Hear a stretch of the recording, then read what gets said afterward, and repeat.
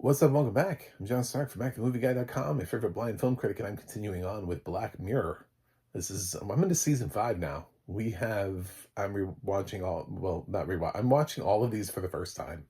I've never seen Black Mirror, and when I realized that they were basically like a whole bunch of short movies, actually some of them were movies because they're like feature length, hot takes, so we could take these out. A little bit like Mangrove, which was part of uh, the Small Axe series that was on Amazon.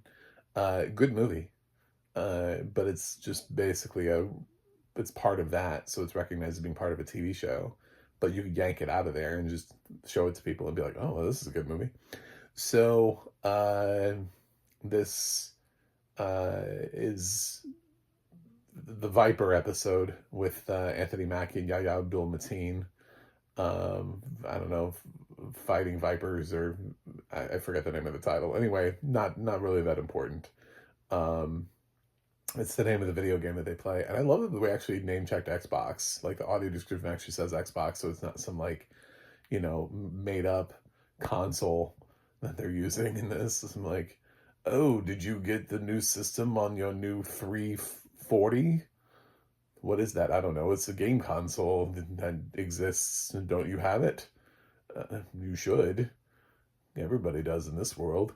So, Mackie and Mateen play friends who sort of they reunite at a barbecue, and they both have other lives. They have families, and one of them is trying to have a kid. One of them has a kid. They're just different sex lives and partners and all those kind of things. So, but there's a new game that came out, and it's this Viper game, which is basically like a version. It's like Street Fighter, but now that we're in Black Mirror, we introduced those, like everybody has like a chip on the side of their head. So everybody has like a brain implant. You can get like a virtual disc that connects you so that you're like inside the game, which I feel like we've kind of done already in this show somewhere. Like, get in the game, literally.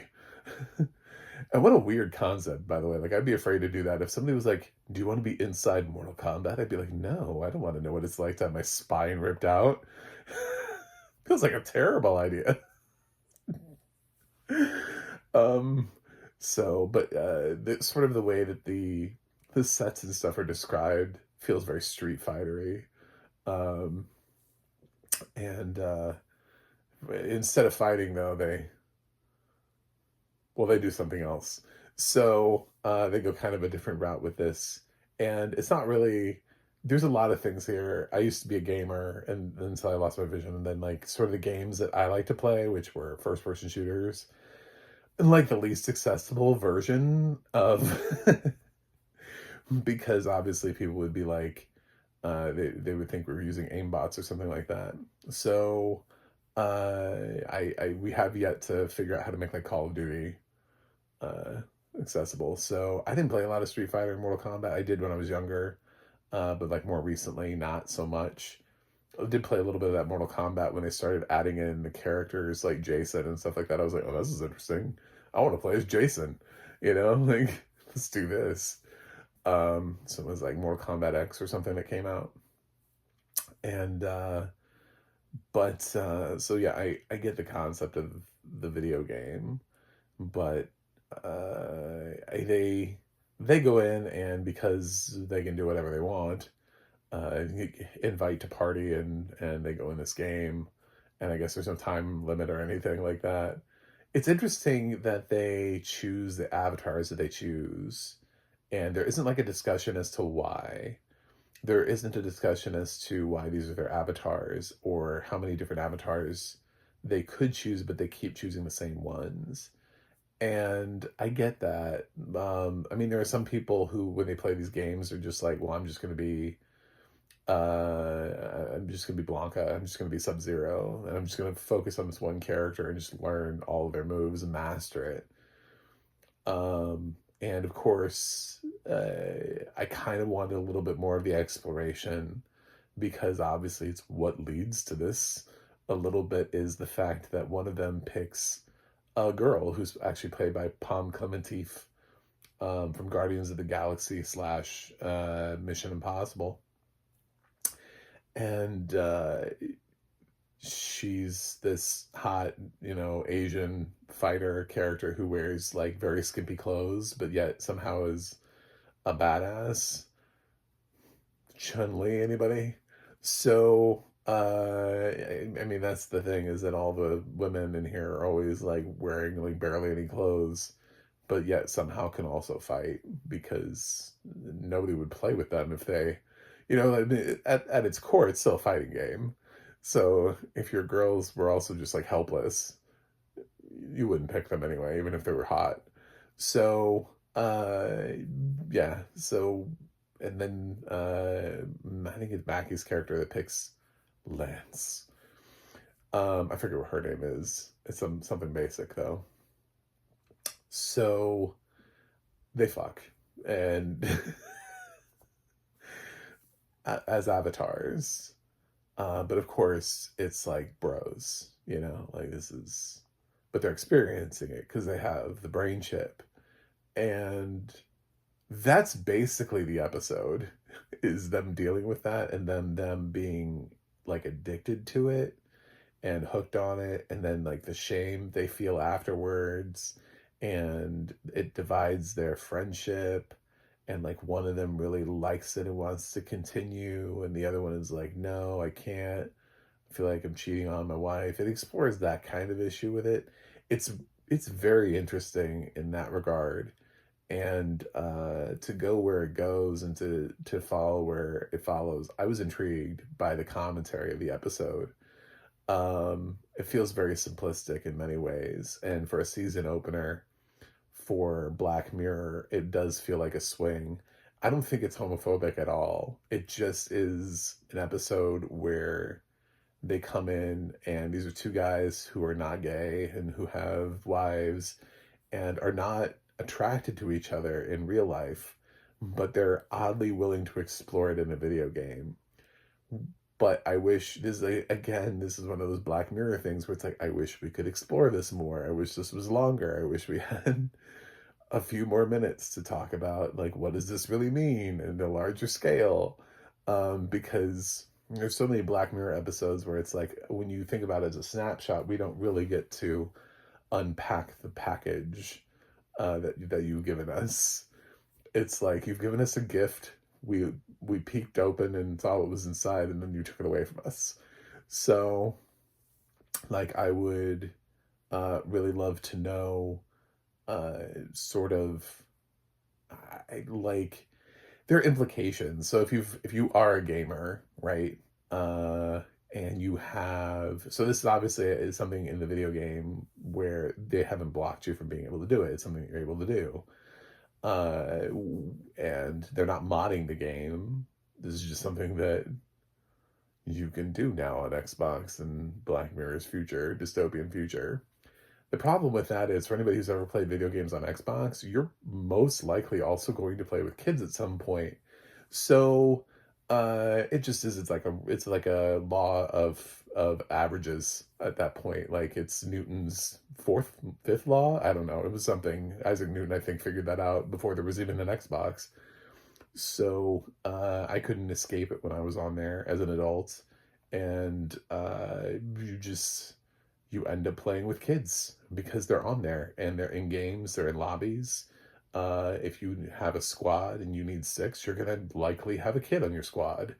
Uh, it's just gonna be, so now they get around it because they're directly inviting, but that doesn't mean that looking for game, looking for party, that this isn't becoming more problematic on a wider scale. And I realize what I'm saying is like, what is? But that's the thing, is like, you've opened up the door, and the way that an Xbox actually works, and who actually plays Xbox, and the things that could actually happen. Are the kids still playing Xbox? Do they have access to the game? Is there a way that Xbox blocks the kids? Because later on in the episode, I think it's Mateen's character, is the one that says that he's trying to explore, like he tried having, like doing this with like other people, right? Which must be such a weird proposition to like have a whole bunch of like randos who are like here for a fighting game, but then they just have sex. It's just like, uh, so he tried, and he's like, I even fucked a polar bear. And I'm thinking, like, do you know they're all adults? Was that the only one that had the thought while I was watching this episode? I played Xbox for years. I was definitely very much a gamer and a whole bunch of different games. And I just, I ended up playing with a whole bunch of under 18s. And it's weird. It feels weird when you're doing it, but you see the fact that you can't escape them. And it's really hard. I think some people turn off their headsets because they don't want to talk to kids, or vice versa. I mean, I've known kids who turn off their headset because they don't want to be found out. So they want to play at a level with other people, but they think they won't be taken seriously if somebody finds out they're 13. So, I mean, like, it's a whole thing where everybody lies about how old they are. And not a great world for. I'm Chris Hansen from Dateline NBC. But play responsibly and know who your kids are playing with. Uh, Here we've opened up a huge door, a giant door of saying like this is what we can do on Xbox, or just really any gaming console. Cool. And we're making sure kids aren't doing this or participating because of crickets. So I kind of feel like the we opened up we had a very, once again, in Black Mirror, we had an interesting concept, and we're unable to explore it fully based on the runtime. We're unable to explore the thing. See, the catalyst for this is the video game, is the Viper video game. That's why it's called that, is because within this they've decided to make a fighting game where basically you can do whatever you want, and they're like, blows your mind. And Mateen is, I forget their characters' names, but it says he was at the store and they allowed him to demo it. I'm like, did you have sex in the store too? Uh, does anybody actually fight in this game? In a fighting game? Which is kind of fun because there are games where people don't really actually do the objective at hand, or they find a way of manipulating it or going around it or cheating, or you know what I'm saying? Like they find ways of doing things that are a little bit different, or hacking or modding. For anybody who's ever gotten outside of a map before and figured out the little glitch, I've done that. I've gotten outside of a map before and run around. I mean, there are so many ways to get in and out of the system. So I was thinking about like how many gamers are watching this and going like, this is so problematic, and not for the reasons that it thinks it is. So there's just so many ways to get in and around things, and for this game to be used in rather horrifying ways that this episode is not willing to even talk about, and to say, well, that could never happen because there's this that's put in there, and because of this, it'll never be this. Ever. Like, I kind of wanted that. But I don't think Charlie Brooker has ever played video games in his life, so he just let this episode slide by. They were like, but they're going to focus on the adults, right? They're just going to focus on this relationship between these. Sure we are. And we're not going to have any other questions. There's no other questions to this thing that you've introduced. The elephant in the room shall not be discussed. So, that's my thought on Vipers. And with Black Mirror episodes, I always ask myself, like, could this really happen and would I do it? So could this really happen? Yes. I mean, we'd have to work out I don't know that we're that close to the brain chip thing. I'm thinking more, we keep finding ways to do like haptics. So I think what would end up happening more is that there would be like wearable haptics to go along with the VR headsets that you're having, which would create sort of a simulized experience for people who are fighting. So you would be wearing, you know, gloves that would know that you were throwing a punch, or shoes that knew you were throwing a kick. You'd be putting on things that would have on certain parts of your body. I think that's probably the next evolution of this type of wear. Um, since we can already do the headset part of it, right? The get in the game.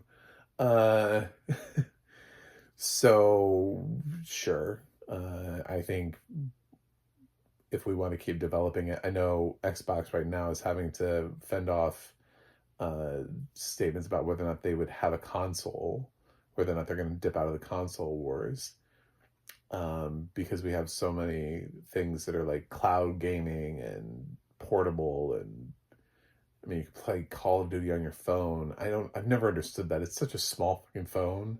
Like, who's playing Call of Duty on your phone?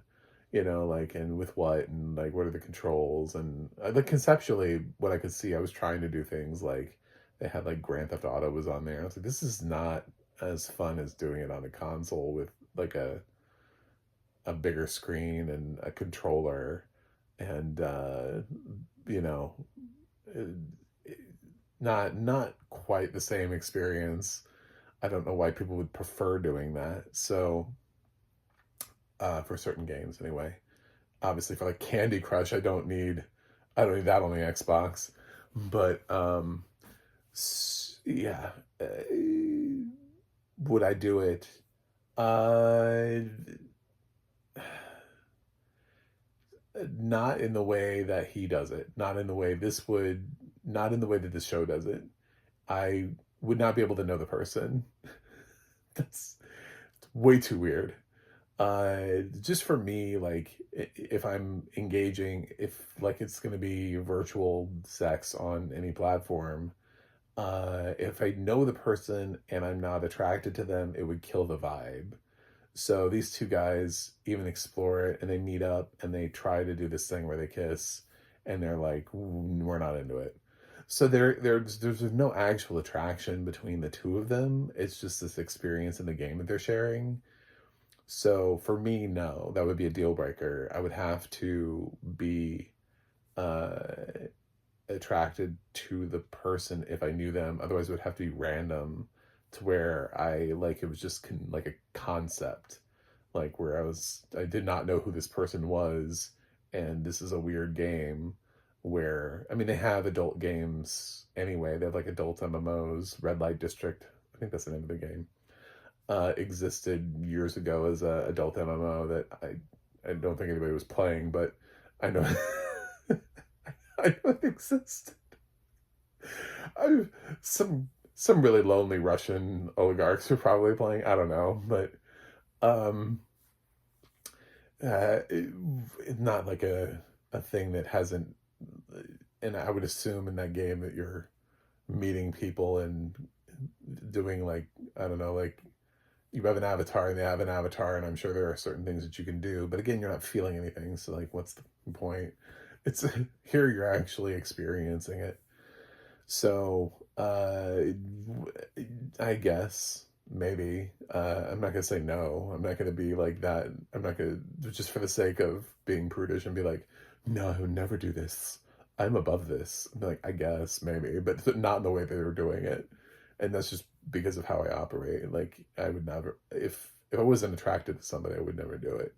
So I'd be like, no, this is a hard no, no, because then it just gets weird. Like I know it's gonna get weird. It's because then it just gets kind of creepy. Like in real life, it's like we did that thing, but you know. Um, so this episode uh is interesting. It opened up, and I like the story that it told. I think once again we have another Black Mirror episode where it's like there's more here, but we don't have the time. You know, I think, and that's a good problem to have, by the way, is to be creative enough where it's like, well, this needs to be explored in greater detail. We need more time. We need more. This episode needs to be longer. It needs a sequel.